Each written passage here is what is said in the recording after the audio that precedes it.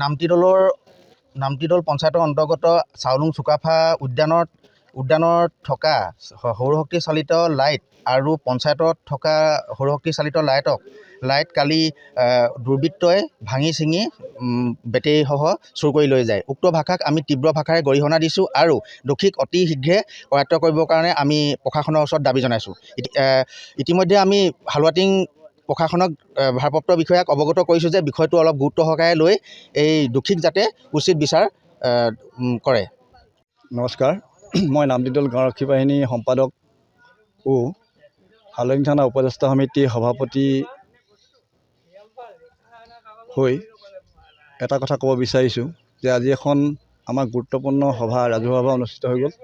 যিখন সভা এইকাৰণেই হ'ল যে আমাৰ যোৱা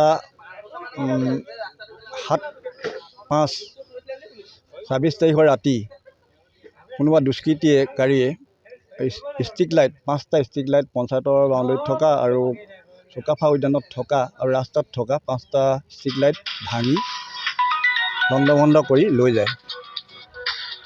লণ্ডভণ্ড কৰে।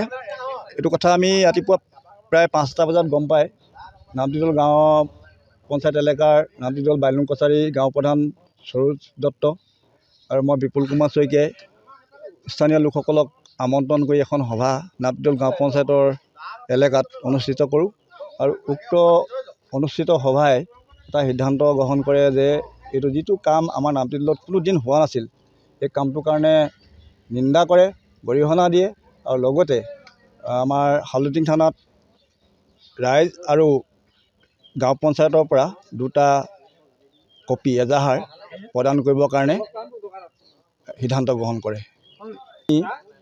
ইয়াৰ ওপৰত উপযুক্ত ব্যৱস্থা যাতে থানাই গ্ৰহণ কৰে আৰু আমি যাতে এই ক্ষেত্ৰত ভৱিষ্যতে আমাৰো সজাগ হ'ব হৈ গ'ল, আমি সজাগ হ'বৰ কাৰণে প্ৰস্তুত আছোঁ আৰু আজি সেই বিষয়টো আমি সিদ্ধান্ত গ্ৰহণ কৰিছোঁ। যিকোনো খবৰৰ বাবে যোগাযোগ কৰক আমাৰ এই নম্বৰত 9181 307 221।